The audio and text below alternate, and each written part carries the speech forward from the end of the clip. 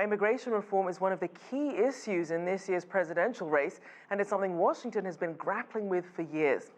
Well, let's take a closer look at the arguments and ideas with Hans von Spakovsky, Senior Legal Fellow at the Heritage Foundation. Thank you for joining us. Sure, thanks for having me. Now, we know that President Trump has used a number of strategies to curb immigration that have been met with some challenges, from building the wall, the deportations, the raids, limiting legal immigration, and even threats to Mexico. Where do things stand with some of these strategies that he's been using? Well, it's important to distinguish between legal immigration and illegal immigration. And one of the debate, we're trying to extinguish the line between those two. Look, the president and Americans, they support legal immigration. The problem is the very large numbers of illegal aliens getting into the country. And there, the president actually has been fulfilling the promise he made during the election when it helped get him elected, which is to actually enforce our immigration laws against those who try to come into the country illegally. And he's actually made a lot of progress in that, despite the fact of great opposition, particularly from Democrats who control the House of Representatives. And would you say that the methods that he's using have been effective? What sort of progress have we actually seen on some of his campaign promises? Well, for example, he just won a decision before the U.S. Supreme Court that will help get rid of some of the fraudulent asylum claims that we are getting. Asylum is an important concept. We have an important law on that. But 9 out of 10 asylum claims these days turn out to be fraudulent and not valid. And that's because illegal aliens are using that as a way to get into the country. The Supreme Court just said it is appropriate for the president that refugees coming to this country, if they first pass through a third country that actually has an asylum law, that they have to assert asylum there. That brings us in line with the European Union. That's exactly the rule there.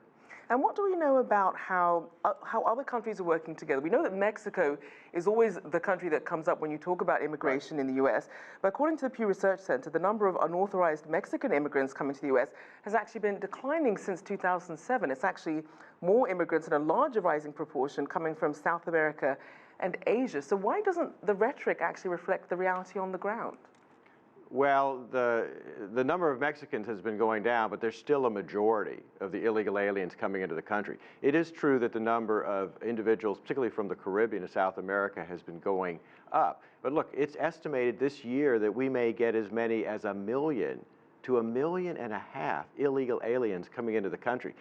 That's more than the number of legal immigrants that we get. We take in over 1 million legal immigrants a year. That's actually the largest number of legal immigrants that any country in the world takes in. But that shows the problem. But what about the coordination of efforts, though, so that when people are stuck in a country, whether it's leaving for reasons of violence or economic prosperity, or they're essentially stuck, what's being really done as a coordinated effort?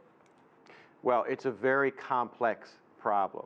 And I think the president is taking a lot of steps. I mean, for example, as you know, they've been negotiating with countries in South and Central America, like Guatemala and others, to try to get them to improve their economies, but also to take steps to prevent individuals from leaving those countries to try to get into the United States illegally, and including, as you know, negotiations with Mexico.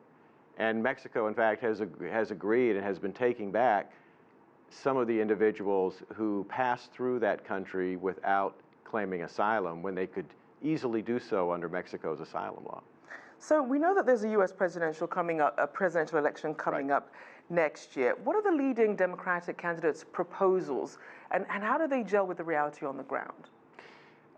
Their proposals don't gel with the reality on the ground. I mean, in essence, almost all the candidates are open borders candidates. They don't really believe in security along the border. They want to provide amnesty to the millions of illegal aliens in the country. The problem with that is, if you don't secure the border, if you provide amnesty, then you are going to attract even larger numbers of illegal aliens into the country.